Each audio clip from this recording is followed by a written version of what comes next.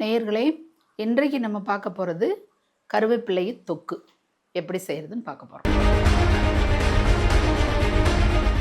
கருவேப்பிலை தொக்கு தொக்குன்னு சொல்லி சொன்னால், அதாவது நம்ம சாதத்துக்கும் பயன்படுத்திக்கலாம், நம்ம சப்பாத்தி, இட்லி, தோசை எதுக்கு வேணாலும் பயன்படுத்திக்கலாம். இந்த கருவேப்பிலையை வச்சு எப்படி தொக்கு தயார் பண்ணுறதுன்னு, அதுக்கு முன்னாடி இந்த கருவேப்பிலையை நான் எப்படி அரைச்சிருக்கேன் அப்படின்னு பார்த்தீங்கன்னா, கொஞ்சம் எண்ணெய் ஊற்றி மிளகு, பட்டை, சீரகம் இது போட்டு வதக்கி, அதோட கொஞ்சம் புளியும் வதக்கி, கடைசியாக கருவேப்பிலையை போட்டு வதக்கி எடுத்து ஆற வச்சு இப்படி அரைச்சி வச்சுருக்கேன். மஞ்சத்தூள் போட்டிருக்கேன். இப்போ தாளிக்கணும். இப்போ நல்லெண்ணெய் பயன்படுத்துகிறது தான் நல்லது. தொக்குக்கு ரொம்ப நல்லாயிருக்கும். அதில் ஒரு டீஸ்பூன் உளுந்தம்பருப்பு,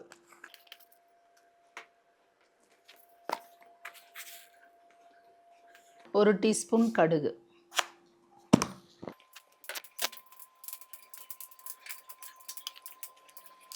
கடுகு பொரிஞ்ச உடனே அரைச்சி வச்சிருக்க விழுதை சேர்த்துக்கோங்க.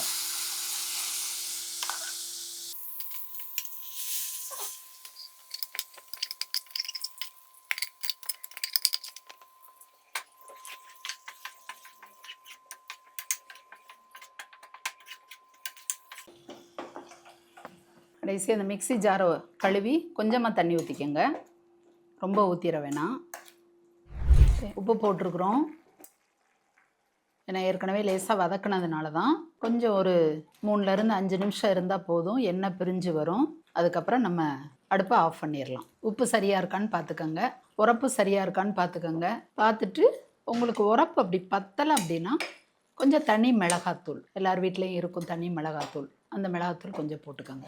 இது பொதுவாக கருவேப்பிலையை முழுசாக அப்படியே போட்டு குழம்புலையோ காயிலையோ ரசத்துலையோ தாளிச்சோன்னா அதை எடுத்து மக்கள் போட்டுருவாங்க. இப்படி நம்ம செஞ்சு நம்ம கொடுக்கும் பொழுது அது பல விதத்தில் நமக்கு பயன்படுது. என்னன்னு கேட்டிங்கன்னா, முடி வளர்ச்சிக்கு, செரிமானத்துக்கு, கல்லீரலுக்கு நல்லா மேம்படுறதுக்கு, ஆரோக்கியமாக இருக்க இந்த கருவேப்பிலை முக்கியமான ஒன்று. அதே மாதிரி நீரிழிவு நோயை கட்டுப்படுத்தும். கெட்ட கொழுப்பு கரைஞ்சு நல்ல கொழுப்பு அதிகரிக்கும். உடல் எடை குறையும். இந்த கண் புரை நோய்க்கு ரொம்ப அருமையான அற்புதமான ஒரு மருந்து இந்த கருவேப்பிலை. 2வது பசியின்மையை போக்கும். நிறைய பேர் எனக்கு பசிக்கலை சாப்பிடவே முடியலம்பாங்க. அப்படிப்பட்டவங்களுக்கு இந்த தொக்கு மாதிரி செஞ்சு இதை நீங்கள் கொடுத்தீங்கன்னா கண்டிப்பாக அவங்களுக்கு அந்த பசியின்மை இருக்காது. அதே மாதிரி உடல் வலிமை பெறும். தோல் நோய்களுக்கு, இந்த அரிப்பு ஏற்படுற நோய்களுக்கு இது ரொம்ப நல்ல அருமருந்து. புற்றுநோயை கட்டுப்படுத்தக்கூடியது. நேயர்களே, இந்த மாதிரி கருவேப்பிலையெல்லாம் ஏன்னா நம்ம காய்கறி வாங்க போடும் பொழுது மல்லி புதினா கொடுக்க மாட்டாங்க சும்மா. ஆனால் கருவேப்பிலையை எடுத்து கொடுப்பாங்க. நம்ம அதை ஒரு அசால்ட்டாக கருவேப்பிலையை மட்டும்தான் கொடுக்குறாங்க. ஆனால் அதனுடைய மகத்துவம் நிறையா நம்மளுக்கு தெரியறதே இல்லை, அதை உணர்றதில்லை.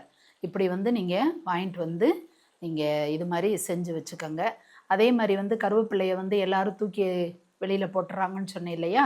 நீங்கள் குழம்புல, ரசத்தில், காயில் இதெல்லாம் பயன்படுத்துறதுக்கு இந்த கருவேப்பிலையை வாங்கிட்டு நல்லா கழுவிட்டு நல்லா உணர வைங்க. அது நல்லா காஞ்சதுக்கப்புறம் வெறும் வாணலியில் போட்டு அப்படியே நீங்கள் வறுத்திங்கன்னா அந்த நீர் சத்து போயிடும். அதுக்கப்புறம் நல்லா முறுமுறுப்பாயிரும். அதை ஒரு சுத்து பல்ஸ் மூடில் மிக்சியில் போட்டு எடுத்து நம்ம வச்சுக்கிட்டோம்னா அதை நம்ம எல்லாம் சட்னிக்கு, குழம்புக்கு, ரசத்துக்கு, காய்கறிகளுக்கு எல்லாம் போடலாம். அது எல்லாம் எல்லாத்தோடையும் மிக்ஸ் ஆயிரும். ஸோ அதை யாரும் ஒமிட் பண்ண முடியாது. அந்த கருவேப்பிலையினுடைய எல்லா நன்மைகளும் கிடைக்கும் நமக்கு. எனவே நல்லா இதை பயன்படுத்தி நீங்கள் சந்தோஷமாக வீட்டில் உள்ளவங்களை குஷிப்படுத்துங்க. நன்றி, வணக்கம்.